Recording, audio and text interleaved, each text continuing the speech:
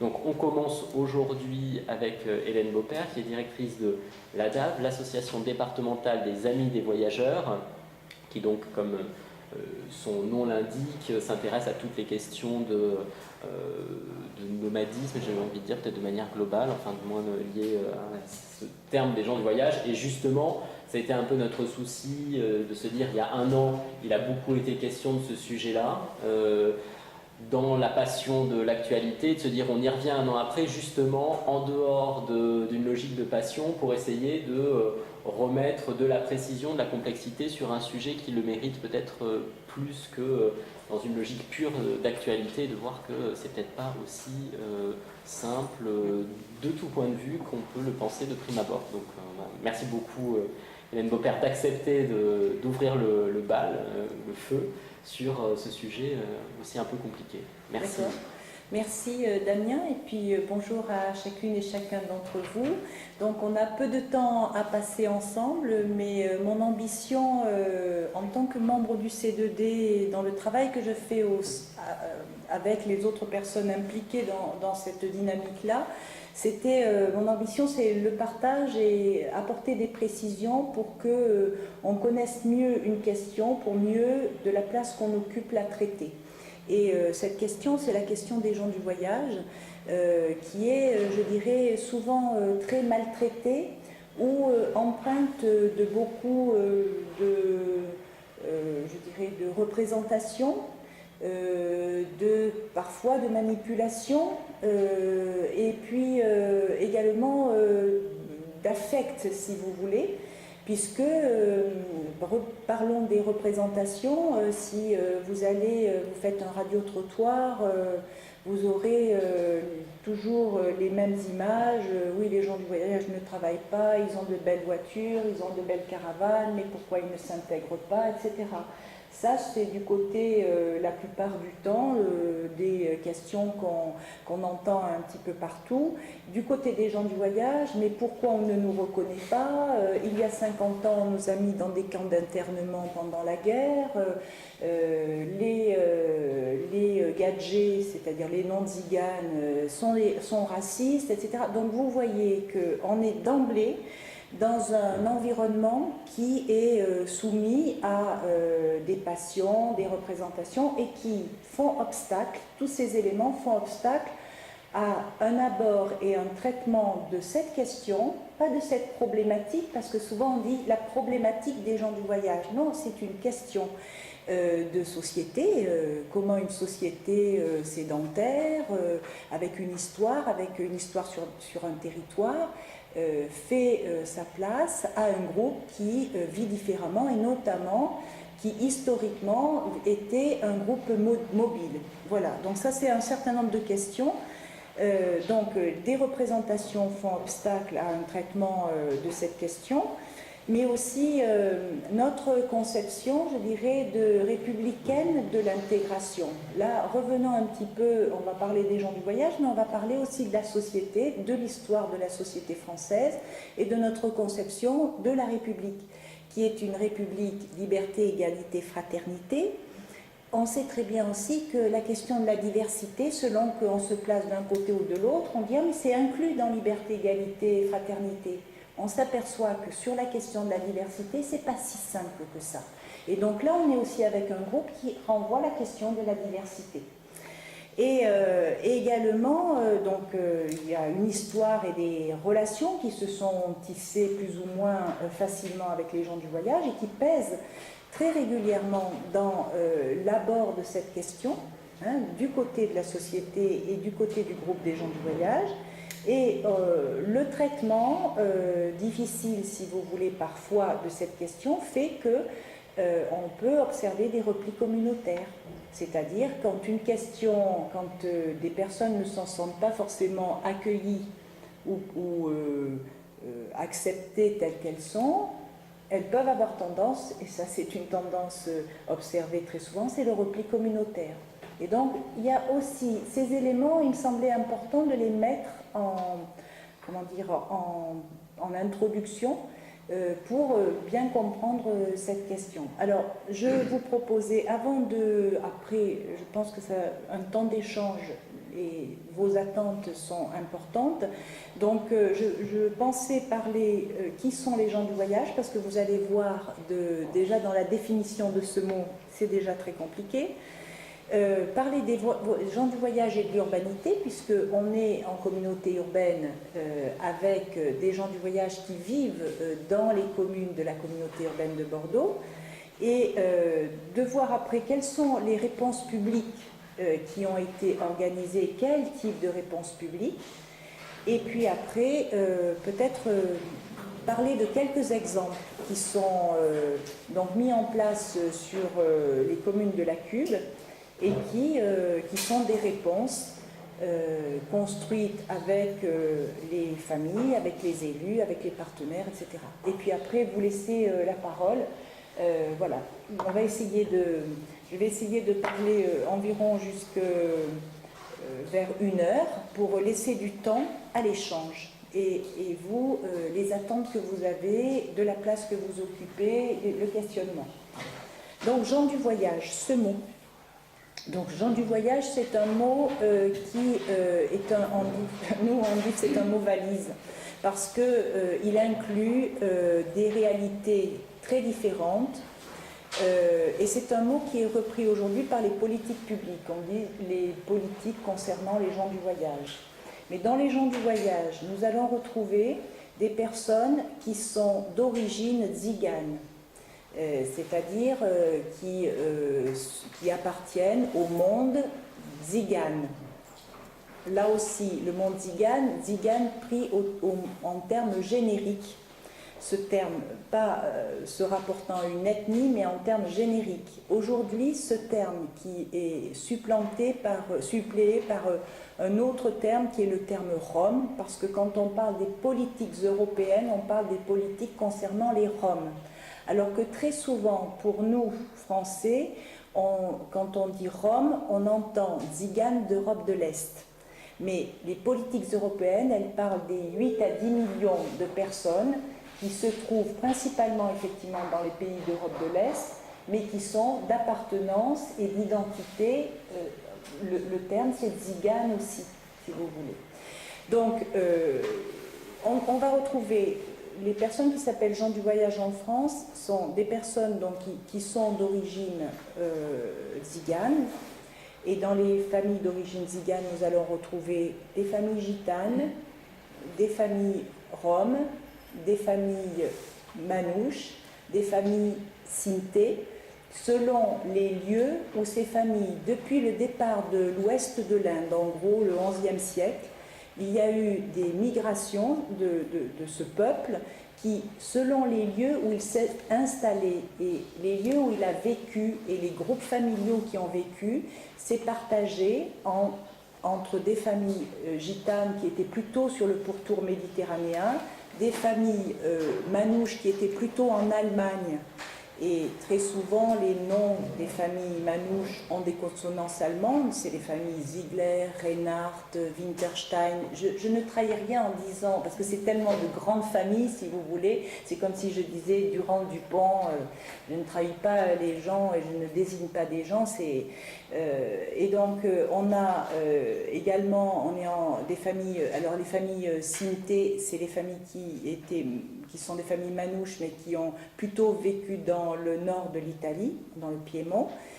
Donc, vous voyez que déjà, quand on prend les origines ethniques, on est avec des groupes très différents.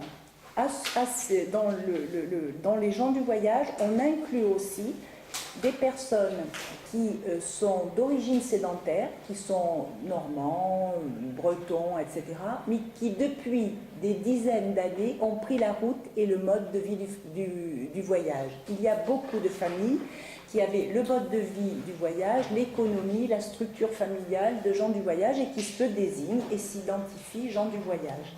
Ça, c'est pour identifier le groupe. Mais gens du voyage, ça veut dire des gens qui bougent, qui sont sans résidence fixe.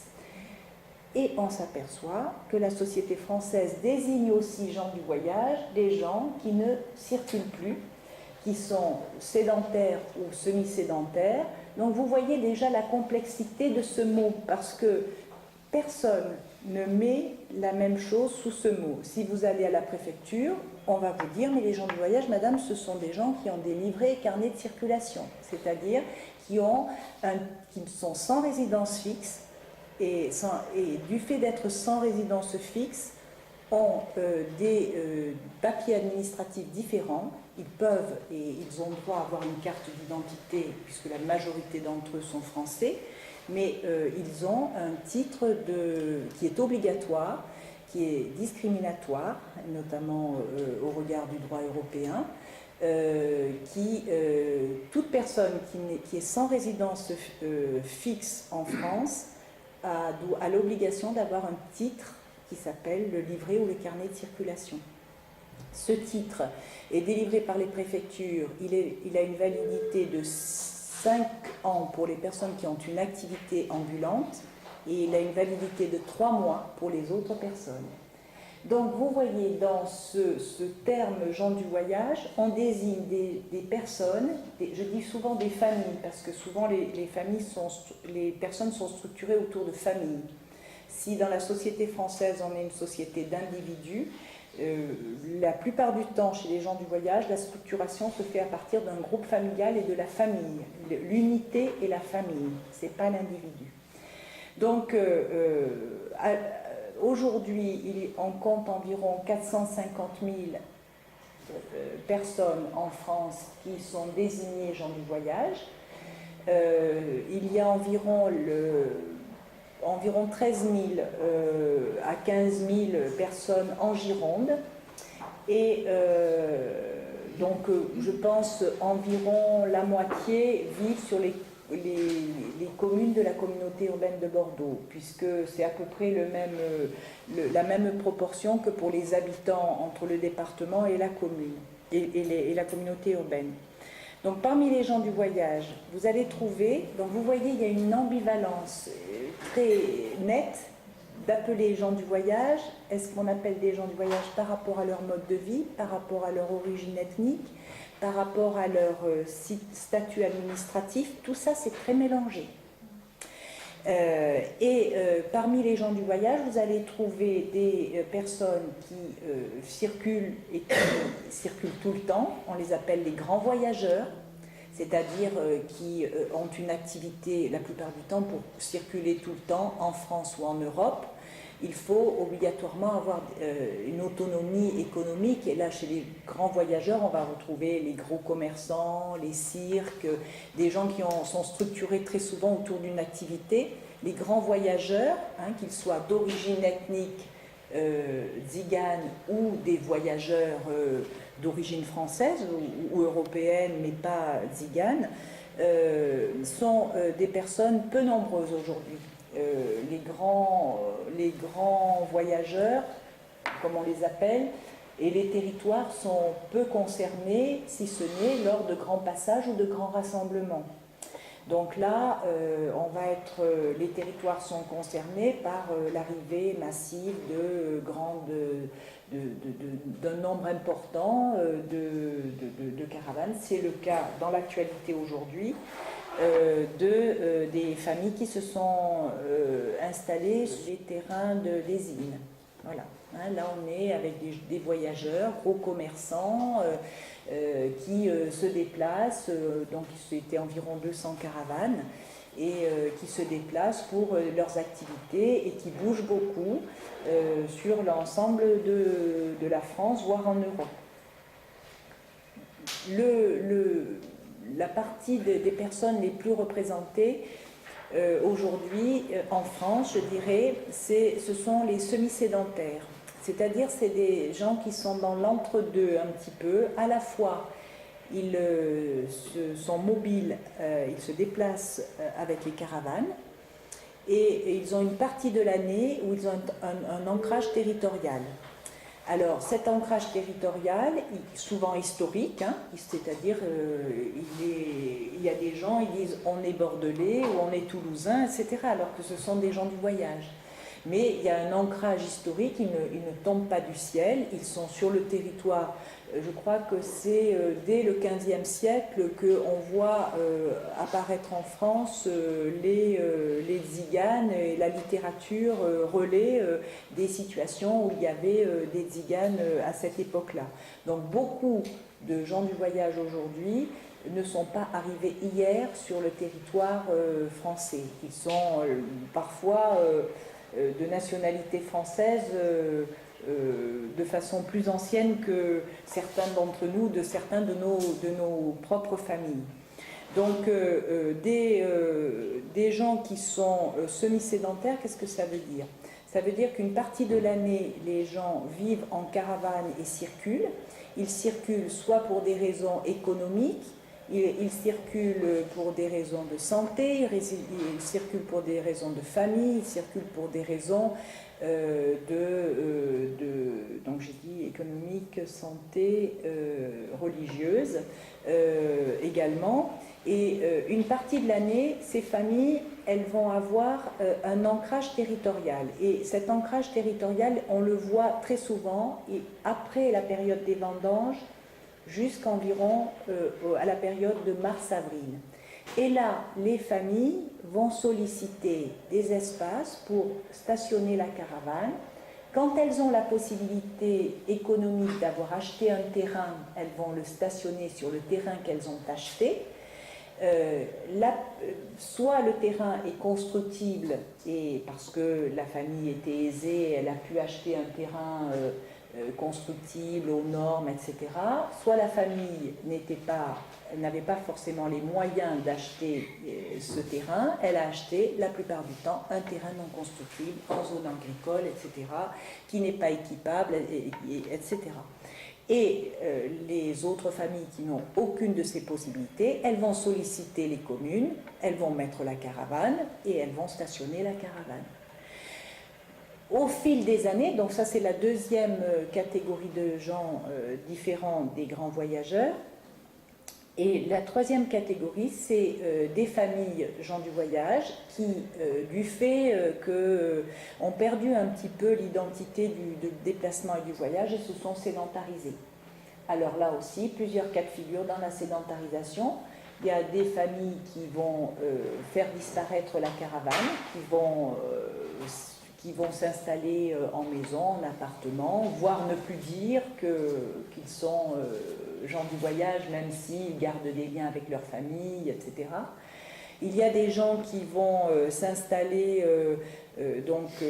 en tant que sédentaires en gardant la caravane, mais sur un terrain équipé, etc. Il y a tous les cas de figure. Et donc vous voyez un petit peu en quoi l'urbanité est concernée, soit lors de passage, soit pour des temps d'ancrage, soit pour des temps de sédentarisation, par cette question des gens du voyage. Et on peut dire que l'urbanité, elle est comme pour aujourd'hui, je ne sais pas, je ne crois pas me tromper en disant, mais c'est vous qui rectifierez, que 80% d'entre nous vivons en milieu urbain, c'est à peu près ça. Mais pour les gens du voyage, l'urbanité, elle est attractive aussi, si vous voulez. Elle est attractive parce que l'urbanité, c'est là, dans l'urbain, c'est là où on fait du commerce, c'est là où on a des services, c'est là où les gens du voyage, ils ne sont pas différents de nous sur ces questions-là.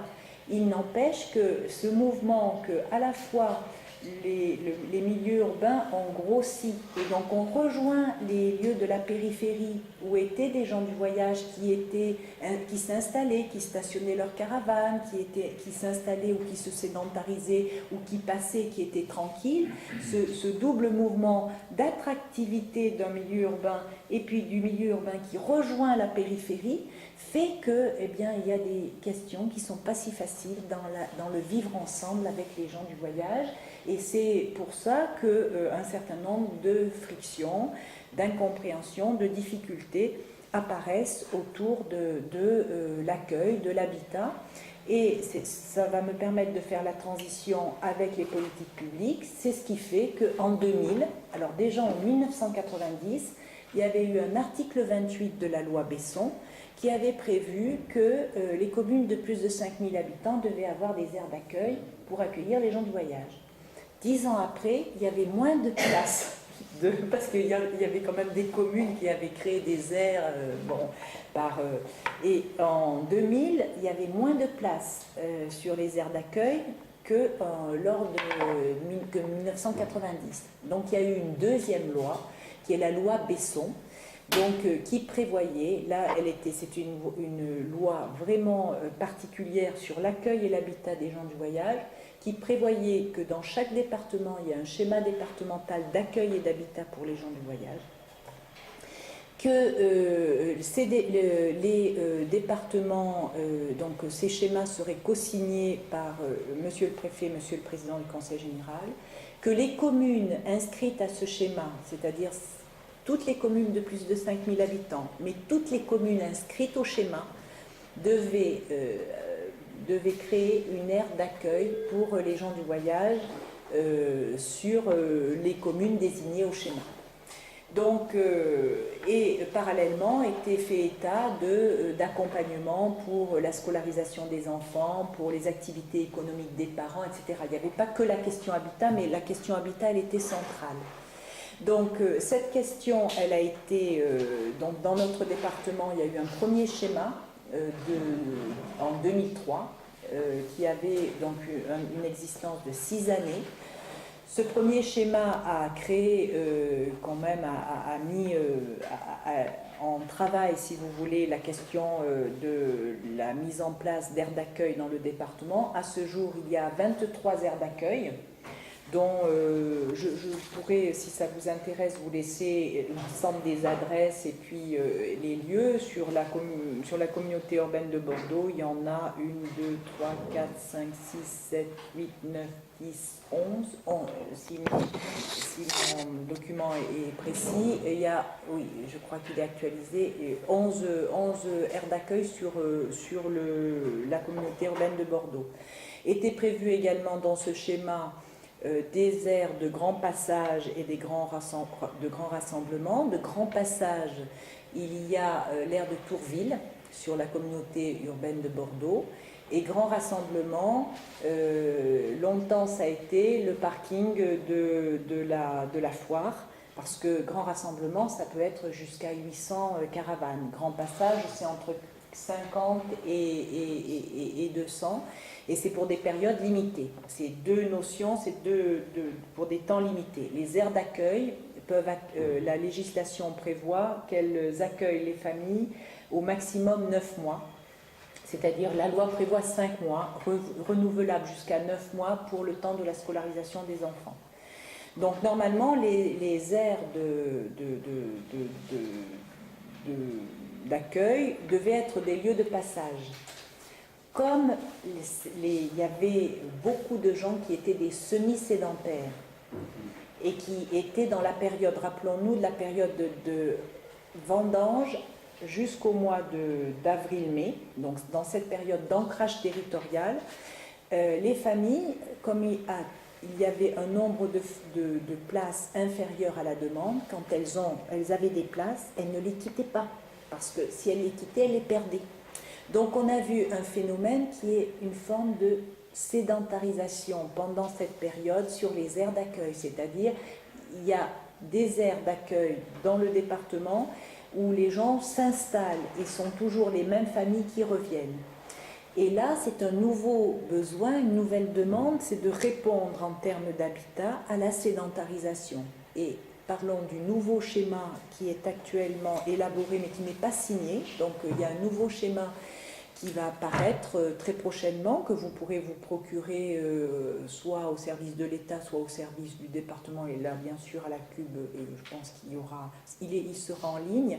Et ce schéma va avoir de nouveaux axes de travail, bien sûr faire des aires d'accueil pour les communes qui ne sont pas encore en règle avec la loi Besson, mais travailler principalement sur la question de la sédentarisation des gens du voyage, sédentarisation, parce qu'aujourd'hui, le diagnostic fait apparaître qu'il y a plusieurs dizaines, voire centaines de familles sur le département qui sont installés soit sur des terrains illégaux en termes d'habitat, soit qui sont installés là de façon comment dire, sanitaire irrégulière ou insalubre. Voilà.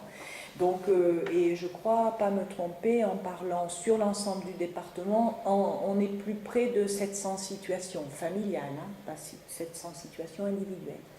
Donc voilà un petit peu le travail qui est fait, qui est cadré. Je vais assez rapidement et après je parlerai un petit peu de ce que est travaillé aujourd'hui sur les communes de la communauté urbaine de Bordeaux. Donc les communes de la communauté urbaine de Bordeaux, certaines ont créé des aires, d'autres pas.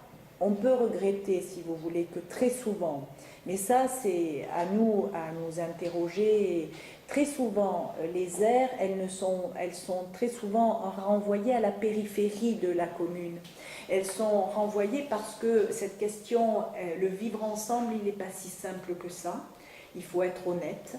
Et les terrains, et que dans l'urbanité en centre, il n'y a pas beaucoup de terrains non plus, donc les aires d'accueil, très souvent, elles ont été en périphérie des communes, ce qui n'est pas si simple que ça à gérer après par rapport à l'accès à la scolarisation, accès aux services, les déplacements, etc. C'est une nette amélioration en termes sanitaire, puisque les familles louent un emplacement, elles le louent, hein, elles ont environ, c'est entre 2 et 3 euros par jour et par emplacement. Un emplacement, c'est 2 caravanes. Et plus elles paient les fluides, elles paient l'eau et l'électricité sur leur commune. Donc là, on est sur un certain nombre d'aires. Il manque des aires, puisqu'il y a encore des gens qui sont sur du stationnement précaire, donc il manque des aires. Le prochain schéma fait état que, notamment dans le sud de la Cube, il y a un besoin d'accueil, parce qu'il y a plein de gens qui sont en stationnement sauvage, entre guillemets. Donc il y a ce travail qui est fait. Le travail sur les aires de grand passage, qui, comme l'aire de Tourville, qui cet été n'a pas du tout été investi par les gens du voyage qui se sont mis ailleurs. Donc là, il y a un réel, je dirais, une réelle question à travailler, à la fois sans doute il demande des équipements supplémentaires qui sont sans doute entendables, mais il y a aussi, je pense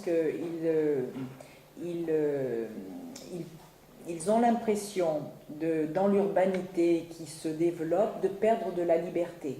Mais moi, je leur réponds que chacun de nous, pour vivre en communauté et vivre avec d'autres, aucun de nous fait exactement ce qu'il veut dans son mode d'habitat et dans son mode d'habiter. 2 minutes, on garde les questions pour la fin, si vous voulez bien. Je vais terminer dans peu de temps.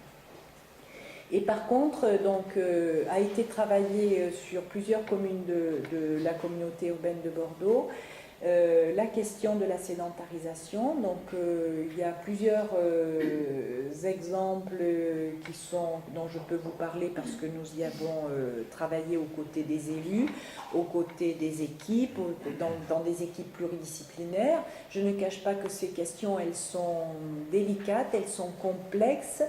Et une façon de travailler la complexité, c'est d'être dans le partage et dans le travail partenarial, avec l'altérité dans le partenariat, pour faire avancer ces questions-là. Et c'est comme ça que nous avons travaillé. Donc, tout le monde, très souvent, a entendu parler du Petit Lacano, qui était une zone sur la commune de Blanquefort, investie depuis plusieurs dizaines d'années par des gens du voyage sédentarisés dans la précarité, dans la grande précarité. Et précarité va souvent avec rejet, avec délinquance, etc. Quand on met les ingrédients, c'est comme en cuisine, quand on met certains ingrédients ensemble, on a vraiment le rejet, le renvoi à la périphérie, l'abandon, très souvent produit les mêmes effets, à savoir précarité, mauvaise santé, des problèmes de délinquance, etc. Donc sur cette, il y avait il y avait 45 familles qui étaient dans cette situation, et donc il y a tout un travail qui a été fait pour avec les familles, dans le cadre d'une maîtrise d'œuvre urbaine et sociale, partie diagnostic et partie mise en œuvre, pilotée par la mairie, pour travailler la résorption de ce lieu insalubre de vie et ramener les familles dans une offre d'habitat, je dirais, décente, etc. Et les familles qui ne souhaitaient pas intégrer ce programme-là, trouver et les accompagner vers d'autres alternatives, voire celles qui ne voulaient rien du tout, qu'elles partent dans leurs souhaits à elles, mais ça ne pouvait plus être sur la commune concernée, dans la mesure où il y avait tout un processus. Ce travail-là, il a été mis en place en 2000, il a commencé vraiment concrètement à partir de 2005, et les familles sont entrées dans les lieux en 2009, en décembre 2009, et dans des logements construits et loués et gérés par Aquitanis, donc un office public d'HLM. Et voilà, donc ça c'est aussi avec un fort accompagnement social, parce que on accompagne une mutation identitaire et autour de l'habitat, et c'est complexe, mais bon, aujourd'hui il y a quand même un bilan assez intéressant qui est fait, avec un accompagnement et un travail partenarial qui se poursuit, même si les gens sont entrés dans les lieux maintenant, ça fait plus d'un an et demi. Donc ça, c'est le type de travail qui est fait, qui est en train d'être démarré sur ESIN. ESIN a le même type aujourd'hui de projet, et pour un dimensionnement plus petit, mais c'est à peu près la même situation. Et également Bordeaux, Bordeaux-Bastide, avec un certain nombre de familles installées dans la précarité, et qui sont là depuis très longtemps, pour lesquelles il va y avoir aussi tout un travail, et un projet est en train de se dessiner. Donc ça, c'est quelques exemples. Un autre exemple d'un autre type de réponse qui est construit sur des communes de la communauté urbaine de Bordeaux, c'est ce qu'on appelle les terrains familiaux. Alors tout à l'heure j'ai parlé d'habitat, c'est-à-dire que les familles sont dans un habitat locatif, peuvent garder la caravane, c'est prévu dans leur contrat, mais je dirais l'habitat dominant est quand même le dur, un logement en dur. La caravane étant pas annexe, mais n'est pas l'habitat principal. Dans le terrain familial, et je vais vous donner l'exemple donc de Senon et Artigues, c'est piloté par Senon, mais c'est sur la commune d'Artigues. Là, l'habitat principal est la caravane, et l'habitat annexe est une pièce à vivre. Donc sur la commune ça c'est quelque chose qui est très demandé par les gens du voyage. C'est quand ils ont l'autonomie économique de le faire, c'est ce qu'ils font la plupart du temps. C'est-à-dire le terrain familial, c'est quelque chose, c'est comme si on fait un radio-trottoir où on aimerait habiter tous une maison avec un jardin. Et bien, les gens du voyage, c'est un terrain familial. C'est-à-dire, les personnes, c'est pas encore inauguré, les familles sont rentrées dans les lieux la semaine dernière, mais donc ça se trouve à Senon, à Artigues, pardon, c'est construit par Senon sur un terrain de Senon sur Artigues. Toujours un peu compliqué avec les gens du voyage, parce que comme les choses sont à la périphérie, on est très souvent chez le voisin. Donc là aussi, il faut nous regarder, faut nous regarder vivre, et ce que renvoie la question d'un traitement d'une petite question en termes de miroir, comment la société française fonctionne autour de la différence et de la diversité. Ça, c'est bon, c'est pas un jugement, c'est un constat, et on doit aussi, nous, se mettre en mouvement de ce côté-là, parce que la question des gens du voyage, elle met en mouvement plein de choses de notre rapport à la norme, de notre rapport aux autres, de notre rapport à la différence, etc.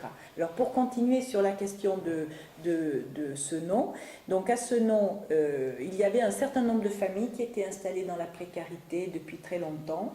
Et les communes, plutôt que d'être dans la démarche de rejet de ces familles, ont dit, eh bien, on va essayer de construire quelque chose qui va apporter des conditions plus décentes de vie donc, à ces familles.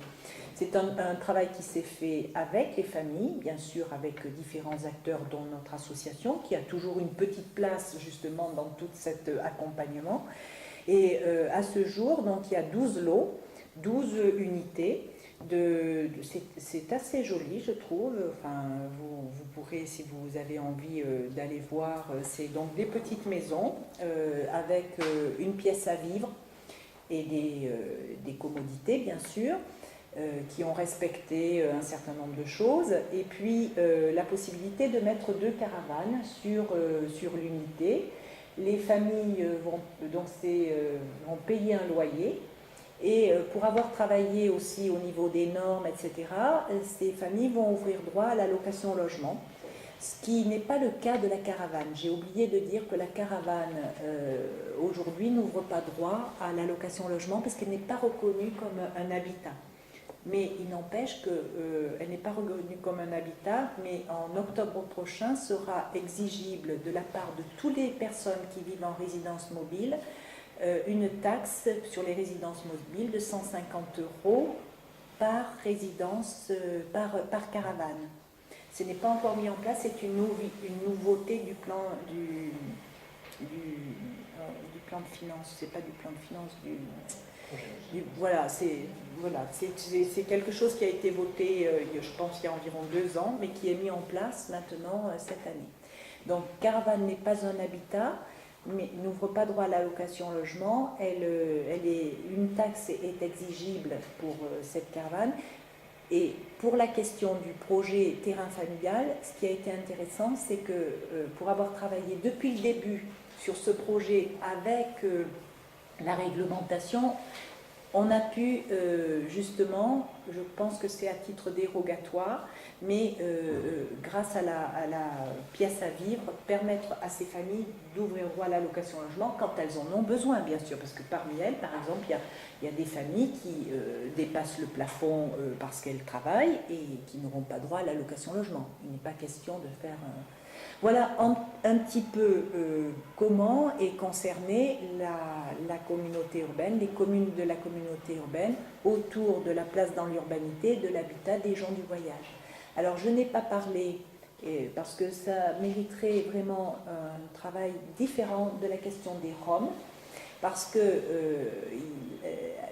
sur le territoire urbain, les territoires urbains aujourd'hui, arrive un certain nombre de familles d'Europe de l'Est. Alors, historiquement, on peut dire qu'il y a des liens communs, mais très lointains, avec les gens du voyage qui sont d'origine rome, à l'origine, mais les gens du voyage sont français.